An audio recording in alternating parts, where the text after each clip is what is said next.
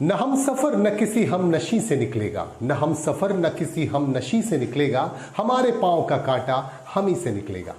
आप देख रहे हैं खास बात इंडिया, मैं हूं संजय सिन्हा। आइए खबरों की तरफ चलते हैं, सीधे सीधे आपको जोड़ते हैं खबरों के साथ। आज की सबसे बड़ी खबर की तरफ हम आपको लिए चलते हैं। उस नज़ारे को हम आपको दिखाना चाहते हैं। उस नज़ारे को देखकर आप भी कहेंगे कि ये कैसा नज़ारा है। आखिर 9 सेकंड में 40 मंजिली इमारतों को कैसे ढा दिया गया। ये मामला है उत्तर प्रदेश के नोएडा का। नोएडा में सुपर टेक की 40 मंजिली इमारतों को महज 9 सेकंड में एक स्विच को दबाकर ढा दिया गया, सुप्रीम कोर्ट के आदेश पर। दरअसल इसे बनाने वाली कंपनी के साथ यहाँ के लोगों का केस चल रहा था, कानूनी मामला चल रहा था पिछले काफी दिनों से, और 400 करोड़ रुपए बकाया थे इस कंपनी के। उसके बाद सुप्रीम कोर्ट ने फैसला किया और सुप्रीम कोर्ट के फैसले के बाद आज इन इमारतों को ढा दिया गया। 40 मंजिली इमारतों को महज 9 सेकंड में ढा दिया गया। और किस तरह से धूल के गुब्बारे उड़ने लगे और कैसे इससे पहले लोगों को सावधान भी किया गया था और प्रशासन की तरफ से तैयारी भी की जा रही थी काफी दिनों से। हम आपको वो नजारा दिखाना चाहते हैं, आप भी देखिए। हिंदुस्तान समय की पाबंदी नहीं है।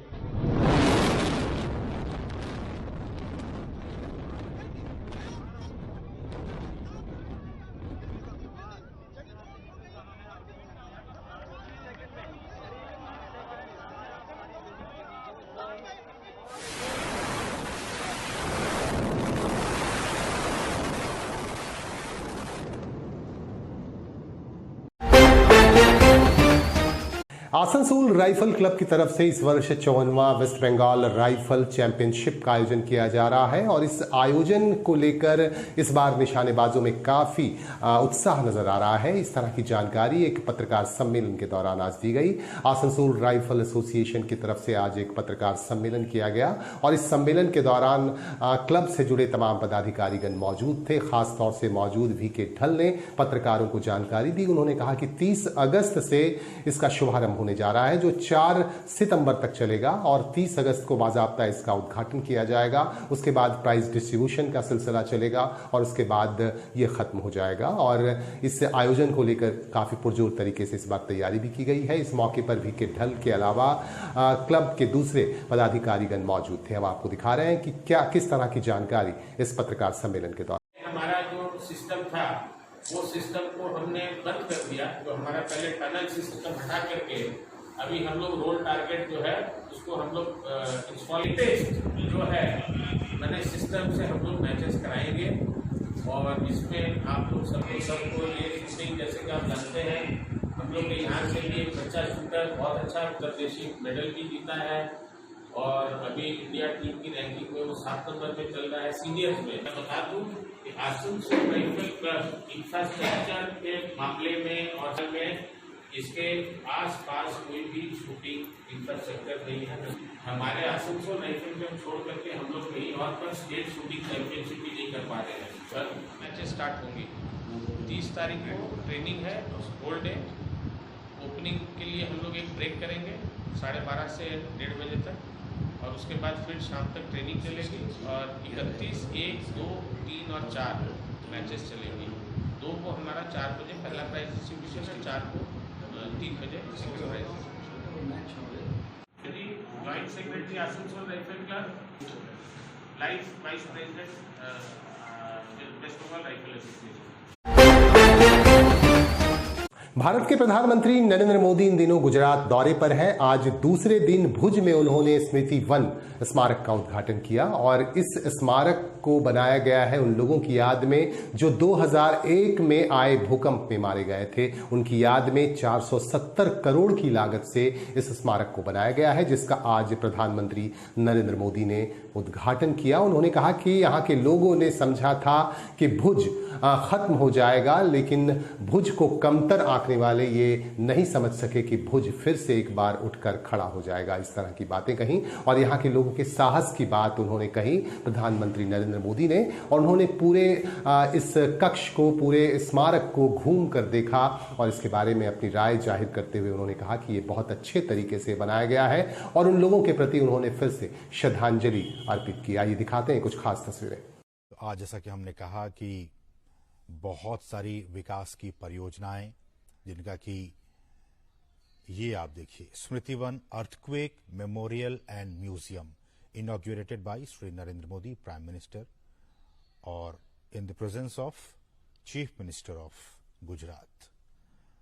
तो इस तरह से विधिवत उद्घाटन कर दिया गया है स्मृति वन।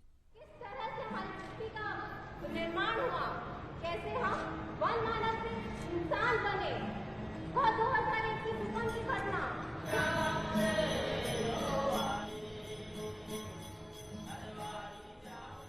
तो जैसा कि हमने आपको बताया कि यहाँ का जो ये अत्याधुनिक आपके सामने आएंगे अल्लाह भंगा और पारंपरिक प्रथाओं की 2001 के भूकंप के उस विध्वंसक दिन को होलोग्राम फिल्म और ऑडियो के जरिए दर्शाता है।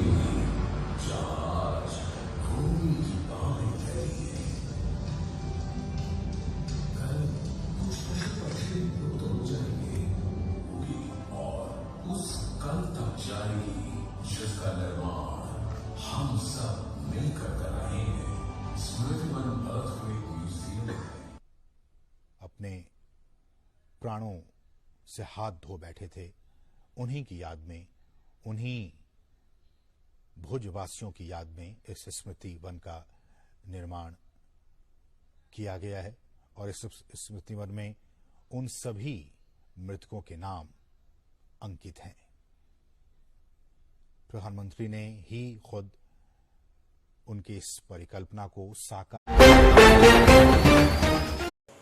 चिकित्सकों की लापरवाही के किस्से अक्सर हमारे पास पहुंचते रहते हैं। उन खबरों को हम आप तक पहुंचाते भी हैं और दोनों पक्षों से हमारे रिपोर्टर बात भी करते हैं। आज हमारे पास ऐसी ही खबर आ रही है कुल्टी से। कुल्टी में एक निजी अस्पताल है। इस निजी अस्पताल में दाखिल कराया गया था कोलकाता से कुल्टी आए शुभम गुप्ता को और इस युवक को पेट में अचानक दर्द शुरू हो गया। दर्द होने के बाद इनके रिश्तेदार जो यहाँ रहते हैं प्रियंका जायसवाल, उन्होंने यहाँ आस्था हॉस्पिटल में, बराकर के आस्था हॉस्पिटल में दाखिल कराया। दाखिल कराए जाने के 3 घंटे के अंदर ही मौत हो जाती है युवक की नाटकीय तरीके से। आपको बता दूं, इनका ये आरोप है कि यहाँ एक ऐसे चिकित्सक को दे दिया गया था देखभाल करने के लिए, दवा देने के लिए, जिनके पास बहुत ज्यादा तजर्बा नहीं था, जबकि ये मांग की जा रही थी कि इन्हें गैस्ट्रोलॉजिस्ट को दिया जाए, किसी एक्सपर्ट से इलाज करवाया जाए, लेकिन उपलब्ध नहीं होने के कारण एक नए चिकित्सक से इलाज किया जा रहा था और जिसके कारण मरीज की मौत हो गई, ऐसा कहना है मरीज के परिजनों का। और आइए हम आपको दिखाते हैं किस तरह से मरीज के परिजनों ने यहाँ नाराजगी जताई और गुस्से का माहौल यहाँ रहा है। आखिरकार पुलिस ने आकर मामले को शांत कराया। हम आपको कुछ खास तस्वीरें दिखा रहे हैं।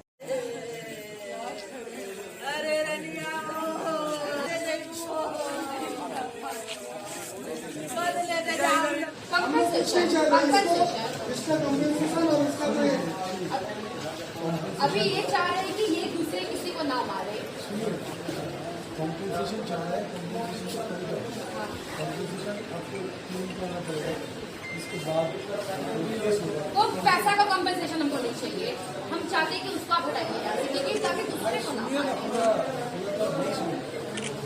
वो भी कहने के लिए एक जब तक मेडिकल जांच ना चले, मेडिकल बोर्ड होगा, उसके बाद ये रिपोर्ट लेके हम मेडिकल बोर्ड में बताएंगे कि ये कैसे हुआ, अपनी गलती क्या हुआ।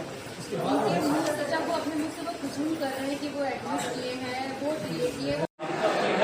बोले तो क्या हुआ था बच्चा को? उसके चेस्ट में थोड़ा सा पेन था। कब भर्ती किया इसको? थोड़ा सा 4 बजे, पौने 4 बजे इसको हम भर्ती किए थे। कितना उम्र है बच्चा? पौने 4 बजे भर्ती किए थे, 25 साल का। इनके पास कार्डियो डॉक्टर नहीं था तो क्यों ये यहाँ पे एडमिट किए? हम बोल रहे थे कि अगर आपके पास कार्डियो डॉक्टर नहीं है तो कार्डियो डॉक्टर को बुलाइए या तो हम लोग को बताइए कि कहाँ है कोई कार्डियो डॉक्टर, हम लोग लेके जाएंगे। बोले नहीं, अभी भर्ती करना होगा, अभी भर्ती करना होगा। तो हम लोग सोचे एडमिट करते थे, हम लोग कार्डियो डॉक्टर सर्च करते हैं। ये लोग को पता ही नहीं, कोई कार्डियो डॉक्टर ना बुलाए, पता नहीं ऐसे ही छोड़ दिए। फिर हम लोग पता किए कार्डियो डॉक्टर, हम लोग कब से बोल रहे कि डिस्चार्ज करिए, बोल रहे 1 घंटे के बाद डिस्चार्ज करेंगे। डॉक्टर बहुत इरिटेटेड भी था हम लोग से, क्योंकि हम लोग बोल रहे थे डिस्चार्ज करेंगे, तो बहुत इरिटेट होकर अंदर हो गया। अंदर जाने के बाद 2 मिनट के बाद बोल रहा आप अंदर आइए, डिस्चार्ज कर तो सब पेपर बना दिया था। ये बिल पेमेंट करने गए थे मेरे हस्बैंड, दर्शन हो गया एकदम। हमसे वो बात किया था, हम अपने भाई के साथ आधा घंटा थे। बोल रहा था कि आप दीदी थोड़ा बेटर लग रहा है अभी, लेकिन ले चलो यहाँ से, ले चलो यहाँ से बोल रहा था, तो हम डिस्चार्ज करने के बारे में हम बोल रहे थे, तो वो पूरा बात कर रहा था, अचानक से कैसे कन्वर्शन हो गया। जैसे वो डॉक्टर अंदर गया वो बोल रहा है कि कन्वर्शन हो गया। हम बोल रहे अभी वो ठीक था तो अभी कैसे कन्वर्शन हो गया। कहाँ से है वो? हम सब कोलकाता के हैं, हम यहाँ पे जॉब करते हैं। डॉक्टर से आप कंसल्ट किए?